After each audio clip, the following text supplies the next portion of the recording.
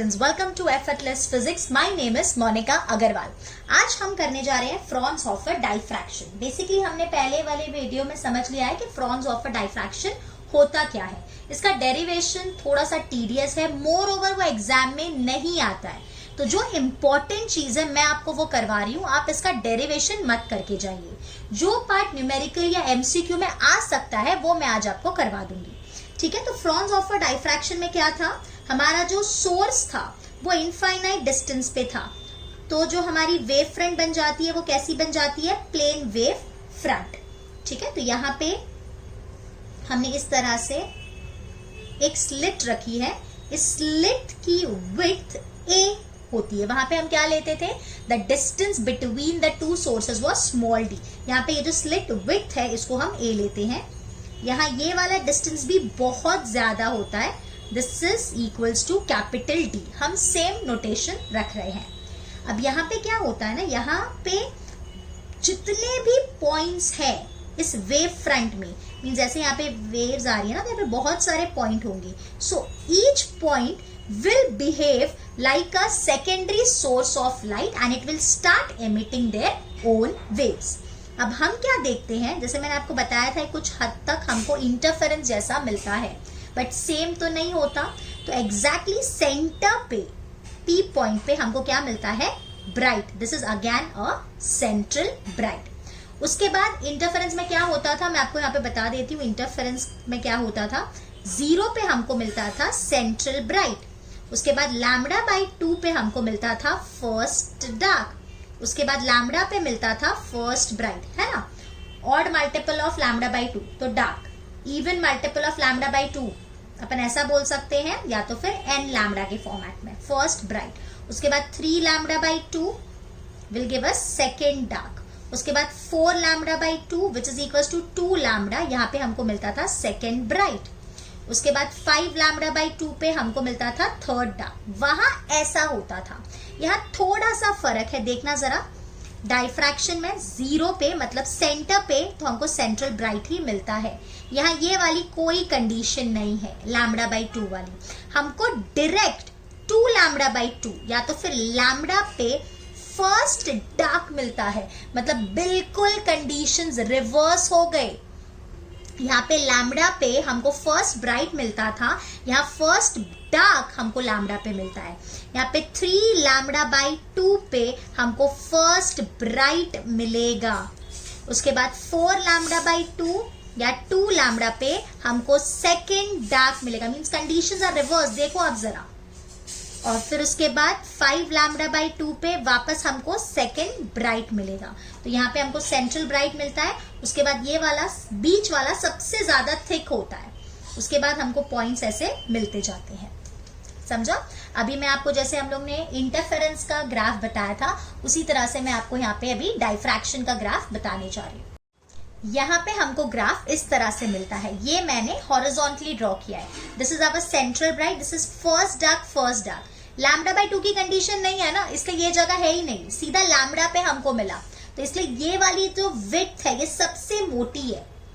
Interference में ऐसा नहीं होता था, इंटरफेरेंस में सारी विड्थ सेम होती थी, यहाँ बीच वाली सबसे ज्यादा मोटी है। देखा जाए तो ये इसकी डबल है।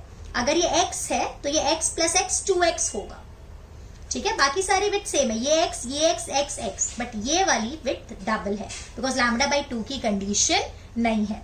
दूसरी चीज आप देख सकते हो, इंटेंसिटी।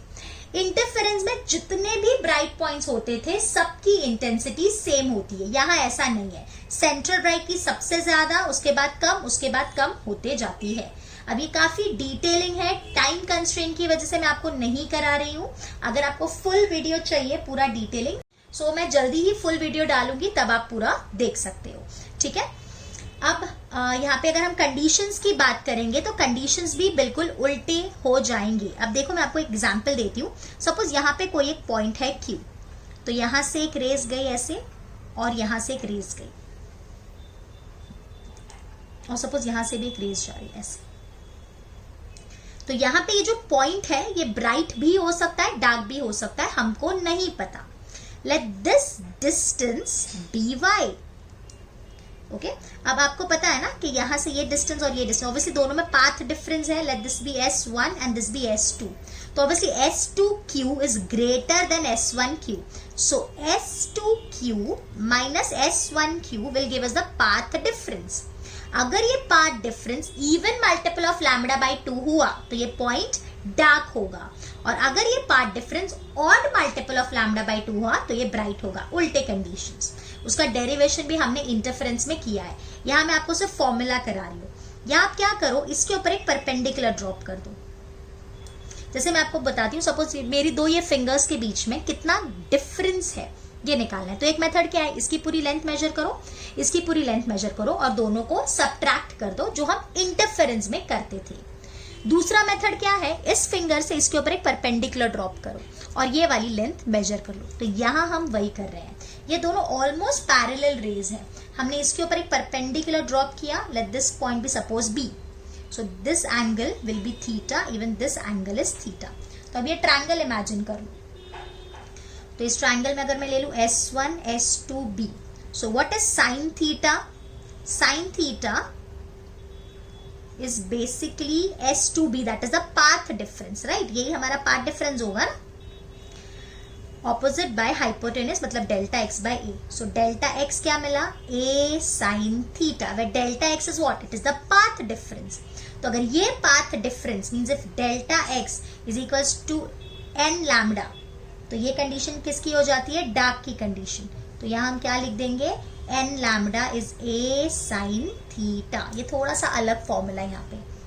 दूसरा, अगर हम ब्राइट की कंडीशन बात करेंगे, so this will be m plus half lambda. यहाँ पे प्लस है, वहां माइनस था, ये दोनों का डिफरेंस है, so this will be for the bright. तो इसको हम लिखेंगे m plus 1 lambda by 2 is a sin theta. ये फॉर्मूला आप याद रखेंगे, इसके ऊपर आपको न्यूमेरिकल मिल सकते हैं एग्जाम में। उसके बाद ध्यान से देखो, अब ये थीटा है, यहाँ पे ये भी थीटा है बाय ज्योमेट्री। तो साइन थीटा को अपन लिख सकते हैं opposite by hypotenuse, but hypotenuse is almost equals to capital D. तो यहां से हमको एक और फॉर्मूला क्या मिला, that sine theta is small y by D. तो a y by d is equals to n lambda, this is for the dark। तो y का फॉर्मूला क्या हो गया? n lambda d by a। अब ये कुछ कुछ देखा हुआ लग रहा है, इंटरफेरेंस याद करो। इंटरफेरेंस में ब्राइट की कंडीशन यही थी ना, n lambda capital d by small d। यहाँ पे स्मॉल d की जगह a आ गया, समझ में आ रहा है? और अगर अपन इसके लिए ब्राइट के लिए अगर सॉल्व करते हैं तो हो जाएगा a y by D is equal to m plus half lambda. तो y कितना बन गया? m plus half lambda capital D by small a। Again याद करो, ये वहां पे किसकी कंडीशन थी?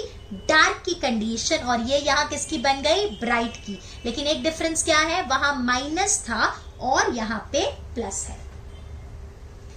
Is this much clear? Okay. अब इसमें एक लास्ट चीज होती है जिसके ऊपर न्यूमेरिकल आते हैं कि ये जो बीच वाला है ना, ये सबसे मोटा होता है, इसको अपन बोलते हैं सेंट्रल विड्थ। सेंट्रल, तो आपको एमसीक्यू या न्यूमेरिकल में पूछ सकते हैं कि सेंट्रल विड्थ कितना होता है। तो बेसिकली अगर मैं आपको यहाँ पे बताऊं, so this is the central bright. Central width है वो कहां से कहां तक है? First dark to first dark. हम क्या कर रहे हैं? फर्स्ट डार्क से सेंट्रल ब्राइट की डिस्टेंस निकाल रहे हैं। ये वाला formula n lambda d by a, n की जगह 1 डाल देंगे बिकॉज फर्स्ट डार्क है, तो ये हो गया lambda d by A. Similarly ये डिस्टेंस हो गया lambda d by A. So this central width will become 2 lambda d by A. तो इसके ऊपर भी आपको न्यूमेरिकल मिल सकते हैं।